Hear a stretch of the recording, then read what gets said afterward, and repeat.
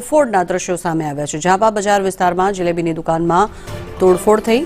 નાઈમ બારહાંડી અને અન્ય યુવાનો દ્વારા હુમલો કરવામાં આવ્યો છે। દુકાનમાં રહેલો સામાન ફિલ્મી સ્ટાઇલમાં ફેંકી દેવામાં આવ્યો ત્યારે હુમલાની સમગ્ર ઘટના પણ સીસીટીવીમાં કેદ થઈ છે। જોકે પોલીસ દ્વારા આ હુમલો કરનાર 4 શખ્સોને ઝડપી પાડવામાં આવ્યા છે। તેમની સામે કાયદેસરની કાર્યવાહી હાથ ધરવામાં આવશે। આ દ્રશ્યો આપ જોઈ રહ્યા છો, જે પ્રમાણે દુકાનમાંથી માલ સામાન બધો બહાર ફેંકી દેવામાં આવ્યો। નાઈમ બારહાંડી અને અન્ય યુવાનો પણ આ દ્રશ્યમાં કેદ થયા છે ત્યારે પોલીસે હુમલો કરનાર 4 શખ્સોને ઝડપી પાડ્યા છે। સુરતના આ દ્રશ્યો છે। સુરતના ઝાપા બજાર વિસ્તારનો છે આ બનાવ, જેમાં જે જલેબીની દુકાનમાં તોડફોડ કરવામાં આવી।